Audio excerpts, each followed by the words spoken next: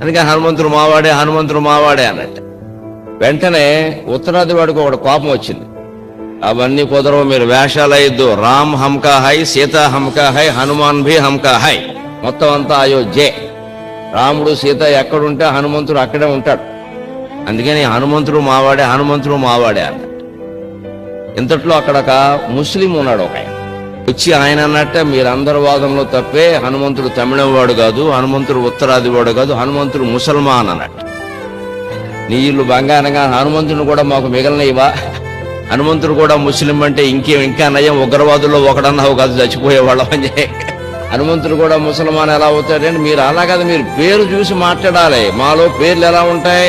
ముసల్మాన్, సులేమాన్, జలేమాన్, వైసహే హనుమాన్ అన్నాడు. ఇంతమంది ఇలా మాట్లాడుకుంటూ ఉంటే మన తెలుగువాడు ఒకడున్నాడు, మీరందరి వాదనలో తప్పే, హనుమంతుడు ముస్లిం కాదు, హిందీ వాడు కాదు, ఆ తమిళం వాడు కాదు, ఖచ్చితంగా 16 అణాల తెలుగువాడే అన్నాడు. నువ్వెలా చెప్తావయ్యా ఆ విషయం అంటే, తన పని కాకపోయినా సరే దాన్ని నెత్తి మీద వేసుకుని, అవతల వాడికి దానికి ఏమీ ప్రయోజనం లేకపోయినా సరే, అవతల వాడు కనీసం టీఏడిఏలు కూడా ఇవ్వకపోయినా సరే, సొంత ఖర్చులు పెట్టుకుని అంత దూరం వెళ్ళి కొంపలంటించే వ్యవహారం మా తెలుగువాడు ఒక్కడికే ఉంటుంది, ఇంకెవరికి.